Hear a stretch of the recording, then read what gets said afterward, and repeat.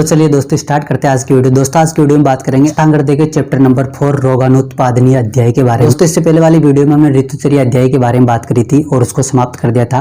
आज की वीडियो में जो अष्टांग हृदय का चैप्टर नंबर 4 है रोगानुत्पादीय अध्याय, उसके पार्ट फर्स्ट के बारे में बात करेंगे। और पार्ट फर्स्ट के अंदर जो जो टॉपिक आज की वीडियो में कवर करेंगे वो है कि अधारणीय वेग और धारणीय वेग जो है वो कौन कौन से बताए गए हैं, उनकी संख्या जो है वो कितनी बताई गई है और वो उनके नाम जो है वो क्या क्या है, धारण करने की वजह से किस किस प्रकार के लक्षण जो है शरीर में उत्पन्न होते हैं, रोकने से उत्पन्न होने वाले लक्षणों की चिकित्सा जो है किस प्रकार से बताई गई है, कौन कौन सी चिकित्सा बताई गई है, उसके बारे में बात करेंगे। तो जैसा कि आपको चैप्टर के नाम से ही पता चल रहा है, जब रोगानुत्पादीय का संधि विच्छेद किया जाता है तो रोग प्लस अनुत्पादनीय, रोग मतलब कि डिजीज और अनुत्पादनीय का मतलब प्रिवेंशन ऑफ ओरिजिन, मतलब कि जो प्रिवेंशन का मतलब है रोकना और ओरिजिन का मतलब है कि उत्पत्ति होने से। मतलब इस चैप्टर के अंदर आपको वो सारी चीजें बताई जाएगी जो कि व्याधि के उत्पन्न होने को किस तरह से रोका जा सकता है, उनके बारे में बात करेंगे।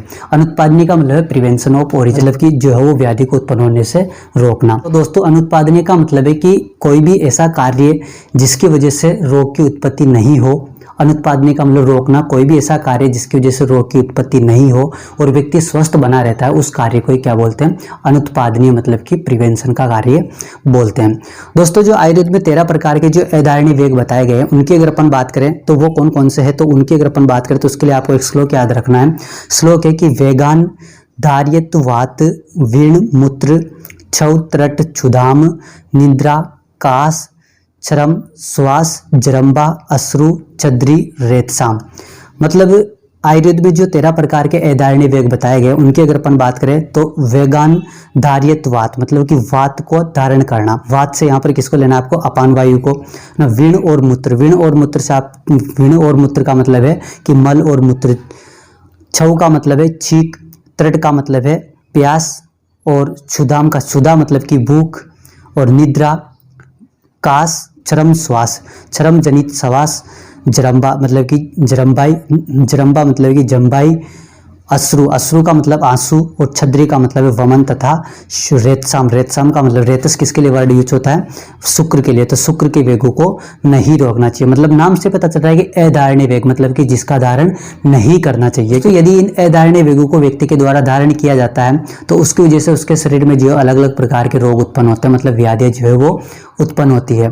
इसलिए जो 13 प्रकार के अधारणीय वेग बताए उनका धारण नहीं करना चाहिए। उसके बाद दोस्तों देखते हैं कि धारणीय वेग जो है वो कौन कौन से। तो धार्यतु सदा वेगान हितेशी प्रत्यच लोभ ईर्ष्या द्वेष मात्सर्य राग आदि नाम जितेंद्रिय, मतलब कि इंद्रियों को जीतने वाले व्यक्ति के द्वारा, इंद्रियों पर विजय प्राप्त करने वाले व्यक्ति के द्वारा, या फिर इस लोक में या फिर परलोक में अपना भला चाहने वाले व्यक्ति के द्वारा, मतलब पुरुष हो, पुरुष का मतलब है कि नर और नारी दोनों के द्वारा लोभ ईर्ष्या द्वेष मत्सरता तथा राग द्वेष आदि के वेगों को रोकने का सदा प्रयत्न करता रहे और सदा अपनी इंद्रियों पर विजय प्राप्त करता रहे। तो दोस्तों जो धारणीय वेग बताए उन धारणीय वेगों को आपका क्या करना चाहिए, धारण करना चाहिए, और जो अधारणीय वेग बताए उनका आपको धारण नहीं करना चाहिए। जो अलग अलग 13 प्रकार के अधारणीय वेग बताए उनके रोकने से किस प्रकार के लक्षण जो है उत्पन्न होते हैं उनकी अगर अपन बात करें तो सबसे पहले देखते हैं कि अपान वायु। अगर व्यक्ति के द्वारा अपान वायु के वेग को रोका जाता है जो कि एक प्रकार का अधारणीय वेग है, तो उसको रोकने से गुल्म, उदावर्त, उदरसूल, कल्म, नेत्र रोग, हृदय रोग और मंदाग्नि, ये सारे के सारे जो है वो रोग या फिर ऐसा कह सकते हैं कि लक्षण जो है शरीर में उत्पन्न होते हैं। अब दोस्तों इनकी चिकित्सा क्या बताई, तो चिकित्सा है कि स्नेहन, स्वेदन, वातनाशक आहार, बस्ती, उष्ण पदार्थों का प्रयोग करना। उसी तरह से मल की अगर अपन बात करें तो पिंडलियों में ऐठन, प्रतिस्याय, सिर में पीड़ा और वमन, ये हानि होती है, मतलब कि जो रोग है या लक्षण जो है उत्पन्न होते हैं मल के अधारणीय वेग को रोकने से।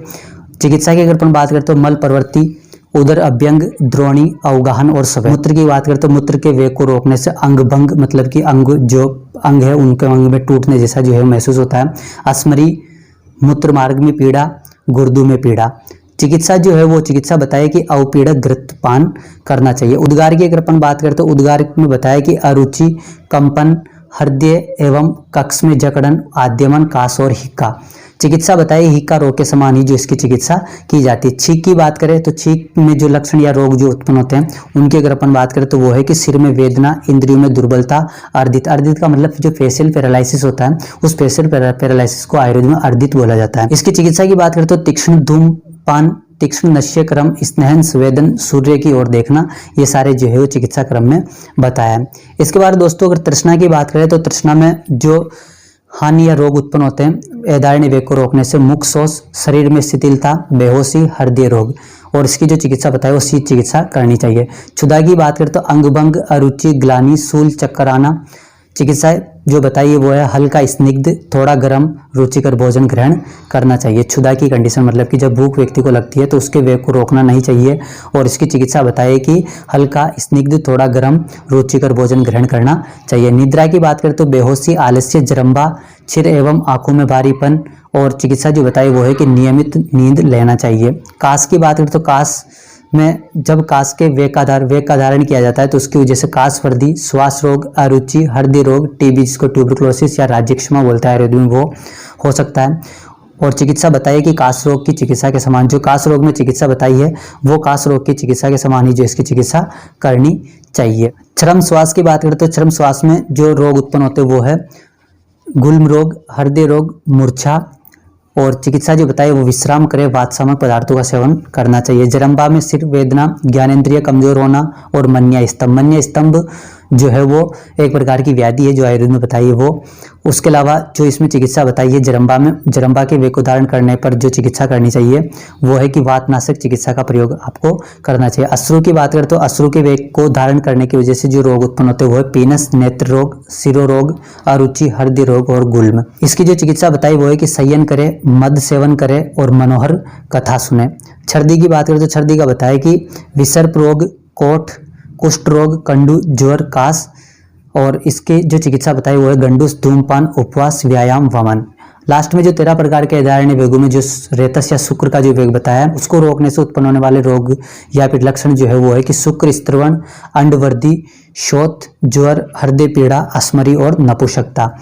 और जो इसकी चिकित्सा बताई वो है कि मुर्गे का मांस, उत्तर बस्ती और शोधन चिकित्सा का प्रयोग इसमें करना चाहिए। तो दोस्तों जो 13 प्रकार के अधारण्य वेग बताए उनको रोकने से किस प्रकार की हानि होती है, मतलब किस प्रकार के लक्षण जो है वो शरीर में उत्पन्न होते हैं या फिर किस प्रकार के रोग जो है उत्पन्न होते हैं और उनकी चिकित्सा जो है किस तरह से की जाती है उसके बारे में हमने देखा। दोस्तों मैंने आपको वीडियो की शुरुआत में कहा था कि जो अधारण्य वेग है उनका नाम से ही आपको पता चले अधारण्य मतलब कि जिनका धारण नहीं करना चाहिए, क्योंकि अगर इनका धारण करेंगे तो इनके धारण करने की वजह से रोग उत्पन्न होंगे। और हमारा उद्देश्य जो है चैप्टर का उद्देश्य भी क्या है, चैप्टर का नाम भी क्या है कि रोग अनुत्पादनीय अध्ययन, मतलब कि रोग को उत्पन्न होने से रोकना। तो अगर अधारण्य वेगों को धारण नहीं किया जाएगा तो रोग जो है शरीर में उत्पन्न नहीं होगा। और मान लो कि अगर व्यक्ति इनका धारण कर लेता है तो उसकी वजह से किस प्रकार के जो है रोग उत्पन्न होते हैं, किस प्रकार के लक्षण जो है शरीर में उत्पन्न होते हैं और उनकी चिकित्सा किस तरह से की जाती है, इन सभी के बारे में हमने आज की वीडियो के पार्ट फर्स्ट में बात करी। आने वाली जो पार्ट सेकंड होगा उस पार्ट सेकंड में हम देखेंगे इसी चैप्टर के में जो टॉपिक और बताए गए हैं वो है कि रसायन और बाजीकरण द्रव्य जो है कौन कौन से ये क्या होते हैं,